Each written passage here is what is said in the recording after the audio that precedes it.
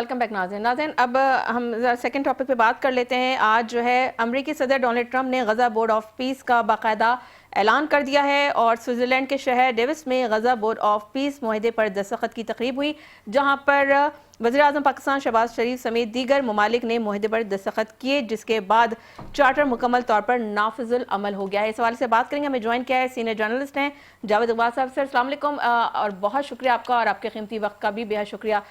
کیا کہیں گے، یہ جو تاریخی طور پر امریکہ نے ہمیشہ اسرائیل کی سپورٹ کی ہے، تو کیا غزہ بورڈ واقعی فلسطینی عوام کے حق میں فیصلے کرے گا، یا آپ کو لگتا ہے کہ یہ صرف ایک شبیہ ہے؟ بہت شکریہ. میرے خیال میں یہ ایک بہت اہم فیصلہ ہے جو پاکستان کی حکومت نے کیا ہے، اور اس سے پہلے کہ وہ لوگ جو اس بارے میں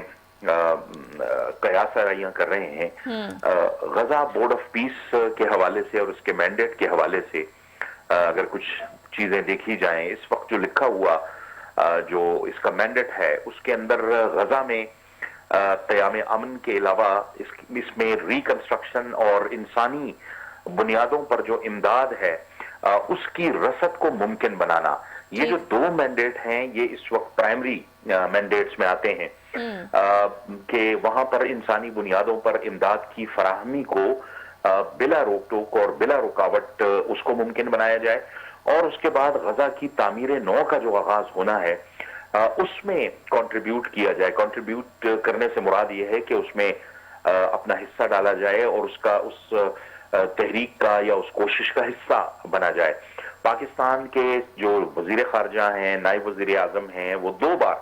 اپنی پریس کانفرنس میں اس کو بالکل واضح طور پر کہہ چکے ہیں کہ جو پہلے مینڈیٹ کا ذکر تھا، جس میں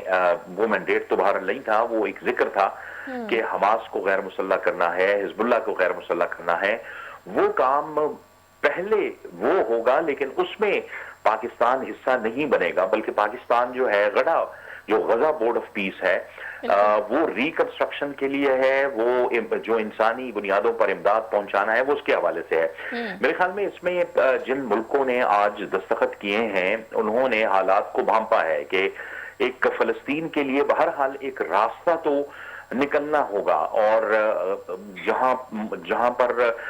مظلوم بیچارے جن پر اسرائیلی بربریت ہو رہی ہے اس کے لیے ایک راستہ تو نکالنا ہی ہے. لہٰذا یہ وہ تمام ممالک ہیں جو ایک تو اسلامی ممالک بھی ہیں، دوسرا بڑے اثر رسوخ والے ممالک ہیں. آپ دیکھیں کہ پاکستان کا جو سیاسی سفارتی اثر رسوخ ہے، geopolitical image, geostrategic image, وہ بھارت کی جنگ کے بعد بڑا ہے، اور پاکستان ایک مڈل پاور کی حیثیت سے پورے خطے میں اس کا جو کردار ہے وہ نمایاں ہو رہا ہے. تو میرے خیال میں یہ ایک بروقت فیصلہ ہے، درست فیصلہ ہے، اور پاکستان کے عین اس موقف کے مطابق ہے جو فلسطین کے حوالے سے پاکستان نے اپنے قیام کے زمانے سے اختیار کیے رکھا ہے کہ ایک آزاد، خود مختار اور وہ ریاست جو اپنی مرضی کے ساتھ اپنے معاملات آگے بڑھائے. ٹھیک ہے. اچھا جاوید صاحب، 1978 کے کیمپ ڈیوڈ اور 1993 کے جو اوسلو معاہدے میں فلسطینی حقوق کی قربانی دی گئی تھی، تو کیا آج بھی یہی پیٹرن دہرایا جائے گا؟ میرا نہیں خیال کہ اس میں وہ چیزیں دہرائی جائیں گی، کیونکہ اس میں آپ دیکھیں کہ اتنے باثر ملک اس میں شامل ہو گئے ہیں کہ اب میرے خیال میں راستہ بچا نہیں ہے. نہ اسرائیل کے لیے کوئی راستہ بچا ہے، نہ امریکہ کے لیے کوئی راستہ بچا ہے. امریکی صدر ڈونلڈ ٹرمپ، یہ بات بالکل آپ کی درست ہے کہ وہ ہمیشہ سے اسرائیل کے ساتھ کھڑے رہے، لیکن آخر ایک راستہ بھی تو چننا ہے، اور وہ راستہ ہے فلسطین کے لیے، غزہ کے لیے امن کا. تو جب وہ امن کی بات کر رہے ہیں، جب وہ ایک آزاد ریاست کی جانب سفر کی بات کر رہے ہیں، تو میرے خیال میں اس میں پاکستان اگر ان کا حصہ بنتا ہے تو اس میں کوئی دو رائے نہیں. اس میں اور بھی مؤثر ممالک ہیں جو اس بورڈ کا حصہ بنے ہیں، اور اب وہ دور نہیں رہا. آپ دیکھیں کہ اس فلسطین کی وجہ سے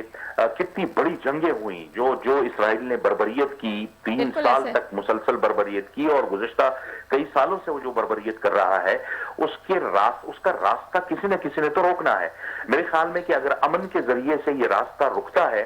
تو یہ ایک بہت اچھا راستہ ہوگا کہ فلسطین کو ایک آگے چل کے ایک خود مختار ریاست ملے گی اقوام متحدہ کے عین مطابق. اچھا جاوید صاحب شارٹلی بتا دیجیے گا کہ عالمی طاقتیں جو ہیں خاص طور پر اگر ہم بات کریں روس کی، چین کی، تو بورڈ میں کس حد تک فلسطینی عوام کی حمایت کر سکتی ہے؟